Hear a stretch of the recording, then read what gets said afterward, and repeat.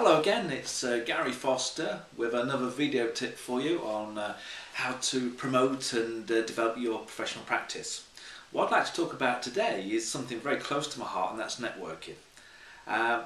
Networking sometimes gets a little bit confused in people's minds as it has to be, or they think it has to be something very big, large or grand. Yet just the other day I decided to catch the local transport into town. And whilst I was standing next to another gentleman waiting for the bus, we started talking. And before long we obviously found out what each other did, and one thing as always leads to another. And what I mean by that is that at the very end of our conversation he actually asked for my business card because he thought someone might need the services that I offer. So you never know. Just this morning I went to a local business networking event. It's actually a proper club that I go to on a regular basis. And the guest speaker was our local MP, Richard Fuller. As I'm getting into the lift, guess who gets into the lift with me on his own? Yes, Richard. And I turned around to him and said, well, I know who you are, you probably don't know who I am. You know, I've got a few moments to break the ice, and we shook hands. And then he asked that question, which is what will happen to you? And it's this: what do you do?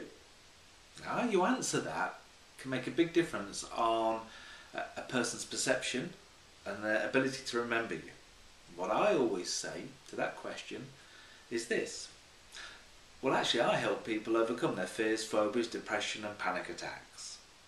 Often when you say that, the person will say, well, how do you do that?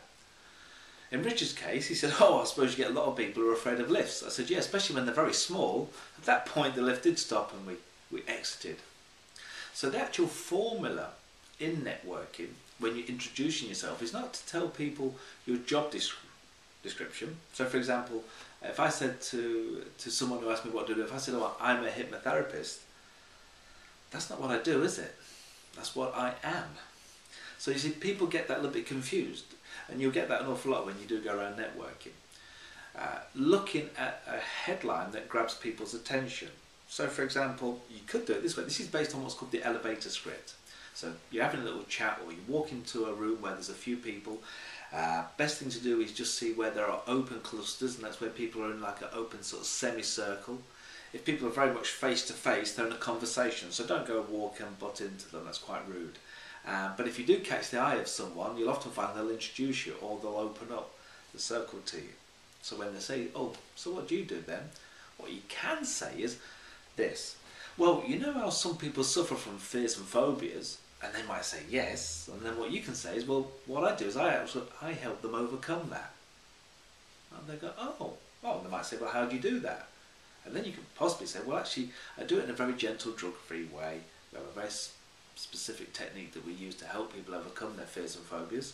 And at that point, what I would normally do is that I'd then say to the other person, so tell me, what do you do? And lead it on from there.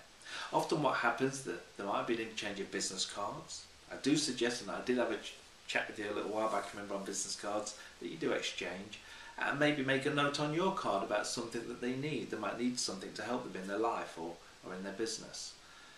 And then when you've said your farewells, you then move on. If it's a networking event, you want to meet as many people as possible so that you can actually find out what they do and they can find out what you do. It really is like having a dance with someone. You take it nice and easy to begin with. The key thing is not to sell when you're chatting with people, and don't dominate the conversation. The key is ask questions, find out a little bit about that person. You might be able to help them, or you might know someone who can help them, and then move on to the next. At the end of the networking event, what I do suggest, and I do this regular, is I send people a handwritten card. Normally it would say something like, hi John, great to meet with you the other day at XYZ networking event. Thanks for taking the time to tell me about your business. As promised, please find enclosed details about the person I was talking about.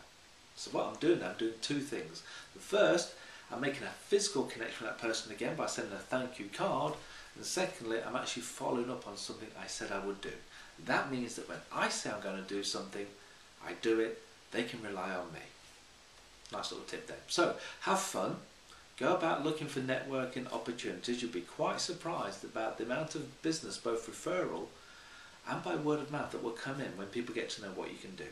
So until the next time, enjoy growing your business, take care, and bye for now.